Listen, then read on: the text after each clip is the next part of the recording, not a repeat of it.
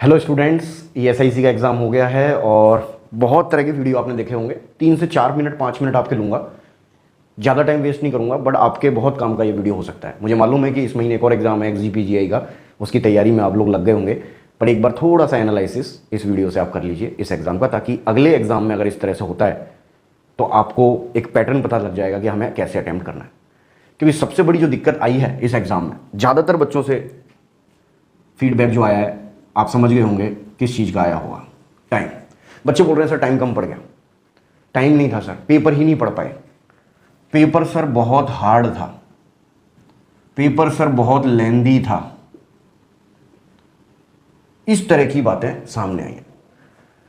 Sir paper में 120 minute थे और क्वेश्चन करने थे कितने, 150। सर पढ़ ही नहीं पाए। कुछ बच्चों के तो 120-130 क्वेश्चन तक वो पढ़ पाए, उसके बाद 30 क्वेश्चन पढ़ ही नहीं पाए, OMR नहीं भर पाए। एक बच्चे ने तो कमेंट भी डाला वीडियो पर कि सर मैं OMR ही नहीं भर पाया। तो कई तरह की गड़बड़ हुई है आपके अटेम्प्ट करने में। एक एक करके बात करते हैं, ठीक है। टाइम की बात करते हैं। टाइम कम क्यों पड़ा, इसका रीज़न समझे आप। देखो कैसे समझे। मैं कहूं कि 150 क्वेश्चन थे ही नहीं एग्जाम में। सर आप क्या बात कर रहे हो, 150 क्वेश्चन ही थे। मैं कह रहा हूं 150 क्वेश्चन नहीं थे। क्वेश्चन 120 मिनट में 125 क्वेश्चन थे एग्जाम में। अगर मैं ये बोलूं तो शायद आप इस पेपर को कर सकते हैं, लेकिन क्वेश्चन तो 150 थे। चलिए इसके बारे में डिस्कस करते हैं। 1 2 3 4, 1 and 2 ओनली, 3 and 4 ओनली, 2 3 4। याद आया कुछ। एक क्वेश्चन जो इस पैटर्न का है, जो 2 या 3 लाइन का क्वेश्चन है, फिर उसके 4 ऑप्शन हैं ABCD करके एक एक लाइन के, और फिर इस तरीके से पैटर्न है कि सेलेक्ट कीजिए कौन कौन से हैं। मैं मेरे एनक्लेक्स सीरीज में, मॉसबी सीरीज में कई बार ऐसे क्वेश्चन करवाता हूं, तो मैं आपको बताता हूं कि आप जब फाउंडर्स एनक्लेक्स की बुक पढ़ते हो तो वहां पे कुछ क्वेश्चन ऐसे आते हैं जिन पे ऐसे लिखा रहता है, सेलेक्ट ऑल दैट अप्लाई। देखना आप आज एनक्लेक्स के क्वेश्चन सॉल्व करके देखना, सेलेक्ट ऑल दैट अप्लाई, जिसमें मान लो डायबिटीज के बारे में क्वेश्चन है, डायबिटीज मेलाइटस, और जिसमें 7-8 ऑप्शन दे देगा और बोलेगा इनमें से कौन कौन से आंसर सही हैं बताइए। एक इंसान के लिए बहुत मुश्किल होता है कि वो एक कंडीशन के बारे में इतना डीप पढ़ ले कि वो ये पहचान सके कि इस कंडीशन के बारे में 1 2 3 4 सही है, 1 या 2 सही है, 3 या 4 सही है, 2 3 या 4 सही है। ये बहुत मुश्किल होता है। मानते हो इस बात को? नहीं मानोगे ना? नहीं मानोगे आप तो मैं आपको साबित करके दिखाता हूं। देखिए कैसे। 150 क्वेश्चन आपने अटेम्प्ट किए, अटेम्प्ट तो अलग अलग किए होंगे, 150 क्वेश्चन पेपर में थे। आपने पेपर आने के बाद ये काउंट किया कि ऐसे कितने क्वेश्चन थे, क्योंकि ये भी इन्हीं का तो रूप है, इसी का पैटर्न है, एक तरीके से कह सकते हैं कि कौन कौन से सही हैं वो लगाना है कंडीशन के बारे में। क्या आपने आने के बाद काउंट किए 150 में से कितने क्वेश्चन थे ऐसे? 150 में से आप पाएंगे, मैंने काउंट किए ऐसे और प्लस मैचिंग वाले जो थे, मिलाने वाले, वो मिला के 26 क्वेश्चन थे। तो मैं 26 नहीं मान रहा, मैं मान रहा हूं 25, ठीक है, और कम कर देता हूं कि 25 क्वेश्चन थे। अगर ये 25 क्वेश्चन नहीं होते जो ऐसे वाले थे, क्यों सर? 3 लाइन का क्वेश्चन, एक एक लाइन के ऑप्शन, और फिर ये इसमें दिमाग लगाना। ये एक क्वेश्चन आपके 3 मिनट खा रहा है। आप यकीन ना हो तो जहां आप सुन रहे हो कमरे पे बैठ के दोबारा करके देख लेना। एक क्वेश्चन को पढ़ना, ऑप्शन को समझना, और फिर ये डिसाइड करना कि कौन कौन से हैं, और वो भी तब जब बहुत नॉलेज है किसी पर्टिकुलर टॉपिक के बारे में। 3 मिनट खा रहा है एक क्वेश्चन, और अगर 25 क्वेश्चन ऐसे हैं तो 25 दिया 75, सवा घंटा तो अकेले 25 क्वेश्चन खा गए। तो क्या मतलब सर? मतलब ये कि ये 25 क्वेश्चन मान लो पेपर में नहीं होते, या मैं इसी बात को ऐसे बोलूं कि ये 25 क्वेश्चन आपको करने ही नहीं थे, क्योंकि ये आपको उलझाने के लिए आए थे। ऐसा हम मान लेते हैं कि ये आपका टाइम खराब करने के लिए डाले गए थे, लेकिन सर सही भी तो हो सकते हैं इनमें से। चलिए आज आप एक काम कीजिए, जिन बच्चों ने अभी तक पेपर नहीं दिया है वो भी इस पेपर की जीरोक्स करा के पेपर अटेम्प्ट करना। जो आने वाले एग्जाम में पेपर देने वाले हैं वो इस पेपर की जीरोक्स कराना और टाइम लगा के बिल्कुल 120 मिनट का अटेम्प्ट करना। जिन्होंने दे दिया है वो तो शायद अब आंसर भी चेक कर लिए होंगे उन्होंने, तो यूट्यूब से, इधर उधर से, कई जगह से, तो वो तो बाइस्ड हो जाएगा मामला। लेकिन आप कोशिश करना, जिन्होंने पेपर नहीं दिया है वो इन 25 क्वेश्चन को अटेम्प्ट करना। 125 को मत करना, केवल 25 क्वेश्चन को अटेम्प्ट करने की बात कर रहा हूं कि आप एक काम करना, केवल ये 25 क्वेश्चन जो ऐसे वाले थे, ये वाले या मैचिंग वाले जो हैं, उनको करना। और आप कमेंट बॉक्स में रिप्लाई करना कि केवल 25 क्वेश्चन अगर मैं आपको दूं करने के लिए तो कितने सही हो रहे हैं उनमें से। आप पाएंगे बहुत मुश्किल होता है ऐसे क्वेश्चंस को सही करना। ज्यादा से ज्यादा बोल रहा हूं मैं, 5 क्वेश्चन भी आपके सही निकल जाएं तो 25 करने पे 5 भी सही नहीं निकलेंगे। ऊपर से ये गलत हो गए ना तो इनमें से नंबर और कटवाएंगे, आपके नेगेटिव मार्किंग और करवाएंगे। ये तो समय भी खराब कर रहे थे, समय भी खा गए, उलझ गए इनमें स्टूडेंट, और नंबर भी कम हो गए। और सही करने की कोशिश में जो इजी वाले थे ना, जो 125 में से थे, वो और छूट गए पेपर बच्चों के। क्यों सर? क्योंकि ये लास्ट में 25 क्वेश्चन थोड़ी थे, 150 में से लास्ट के 25-26 थे क्या ऐसे? ये तो बीच में फैले हुए थे। तीसरे चौथे क्वेश्चन पे ही ऐसा क्वेश्चन था, 8वें 10वें क्वेश्चन पे ऐसा क्वेश्चन था।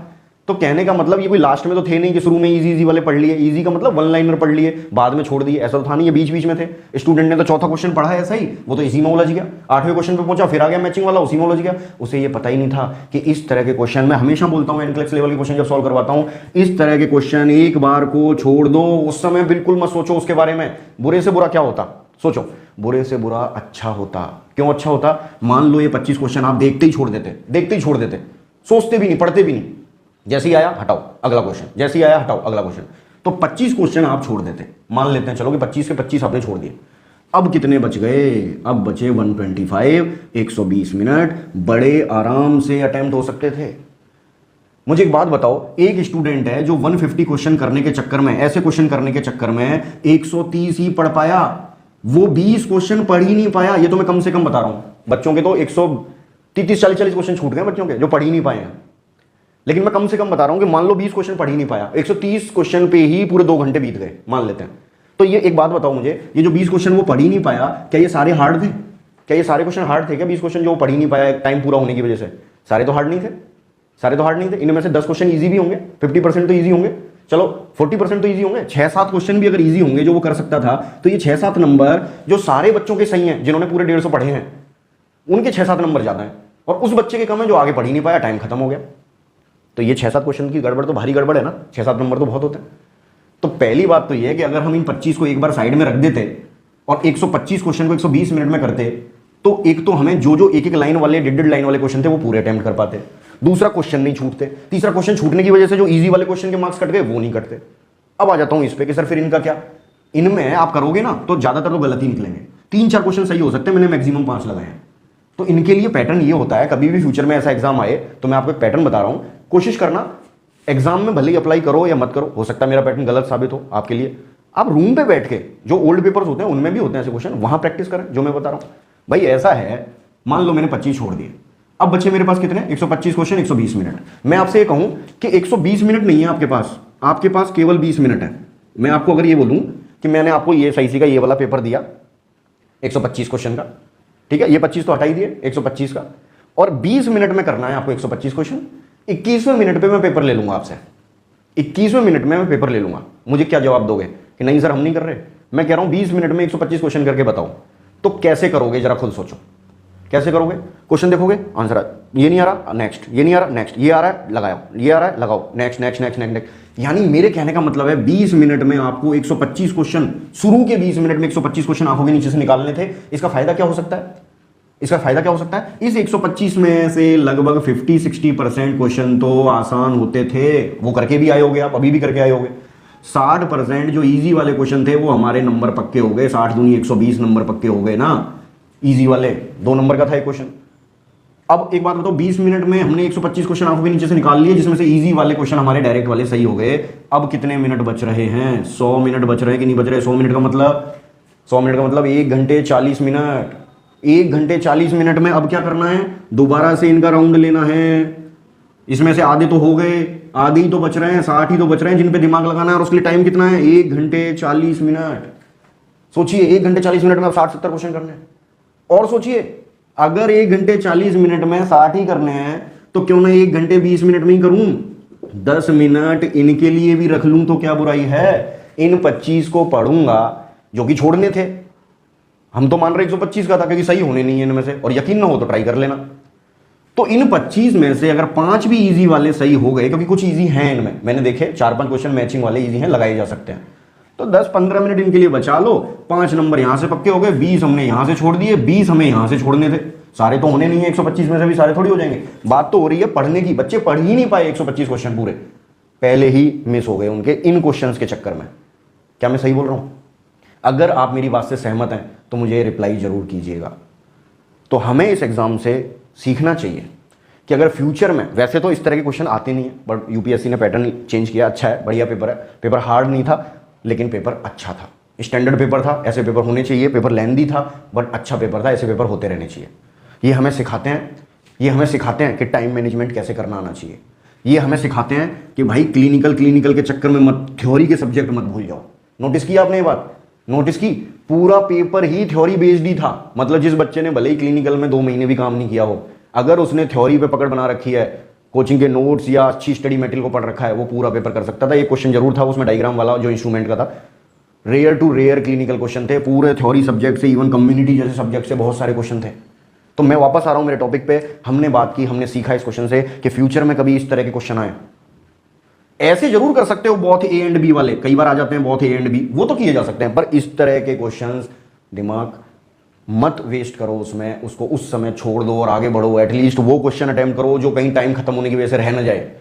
और ऐसे क्वेश्चन थे 25 जो आपको उस समय छोड़ने थे, लास्ट में 15 मिनट बचा के आपको उन्हें एनालिसिस करना था। और यही गलती हुई जिस वजह से बच्चे, कोई 110 करके आया है, 40 छूट गए, 45 छूट गए, वो पढ़ ही नहीं पाया एक्चुअल में।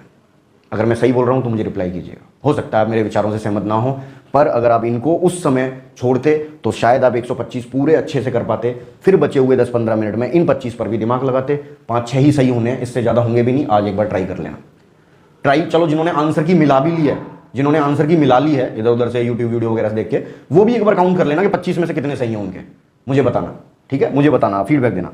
चलिए अब आ जाते हैं, हार्ड था, हार्ड नहीं था पेपर, बहुत स्ट्रक्चर्ड पेपर था, बहुत बढ़िया पेपर था, बहुत लाजवाब पेपर था, लेंदी था, बिल्कुल लेंदी था, क्योंकि इस तरह क्वेश्चन थे, टाइम कंज्यूमिंग थे, लेंदी कह सकते हैं पर हार्ड नहीं था, इस तरह के पेपर होने चाहिए। और एक चीज़ हमने सीखी कि भाई थ्योरी को कभी अवॉइड मत करो, थ्योरी मत भूलो, पहले थ्योरी बनी होगी कभी, भाई ये ट्यूबलाइट जल रही है, डायरेक्ट ट्यूबलाइट जला दी होगी या पहले किसी ने पेपर वर्क किया होगा, पहले थ्योरी बनी होगी, तभी तो प्रैक्टिस हुआ होगा, क्लिनिकल इंप्लीकेशन हुआ होगा उसका।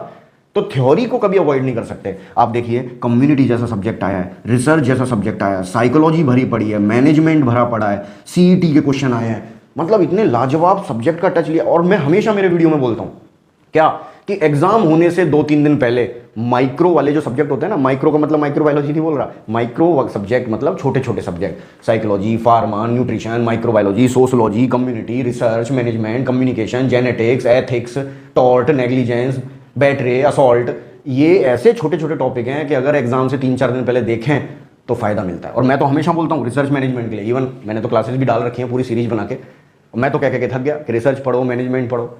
अगर मेरी वो 22 क्लासेस जो पढ़ी हुई हैं वो भी देख लेते तो डेफिनेटली बेनिफिट मिलता।